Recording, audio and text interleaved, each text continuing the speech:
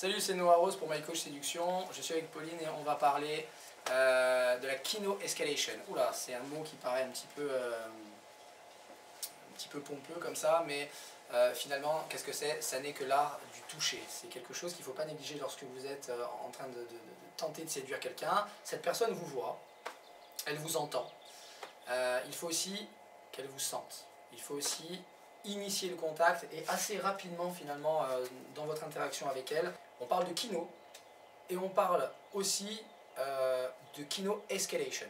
D'accord? Donc c'est cette façon de faire progresser le toucher, les contacts physiques en fréquence et en intensité tout au long de votre interaction pour que finalement, même au moment de l'embrasser, même le fait de l'embrasser, ne soit plus quelque chose d'inopportun. Voilà, donc on va en parler selon 3 niveaux.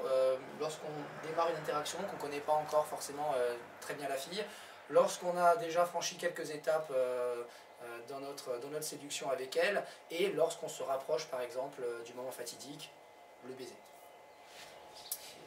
Alors, les premières étapes en termes de kino, en termes de toucher, il va falloir que ça reste un petit peu à un niveau amical. Vous n'êtes pas encore hyper familier, donc l'erreur ça va être d'aller trop vite. Il faut que à chaque fois que vous la touchiez, ça ne lui paraisse pas être comme quelque chose de trop abusé, quelque chose finalement qui va la déranger. Donc il va falloir aller vraiment petit à petit pour que chaque étape prépare l'étape d'après. Chaque toucher fasse paraître le toucher d'après très naturel.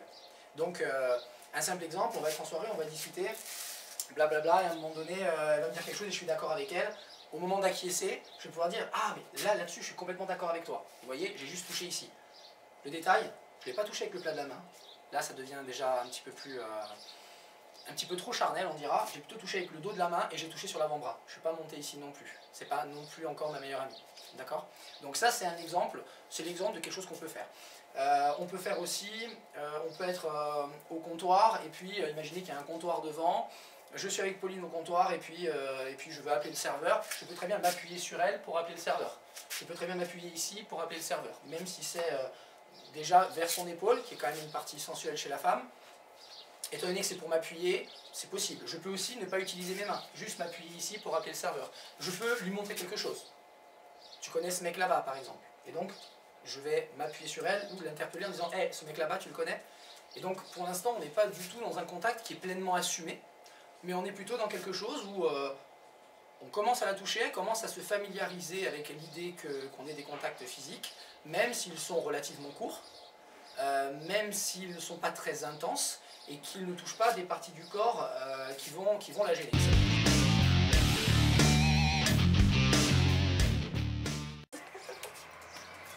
En Krav Maga, c'est pas ce qu'on ferait. Non, au Krav Maga, la personne, tu la butes direct. Krav Maga, vas-y, si t'attaques sur le côté, hein. C'est plutôt ici. Tu peux rentrer avec le genou. Ouais. Et après, coup de boule. C'est stoppé comme ça. Ouais, c'est bien le Krav Maga. C'est J'aime bien le Krav Maga. C'est sympa. Tu peux avoir quoi aussi arrête de me faire mal, par contre. Tu me tapes, j'ai des partout.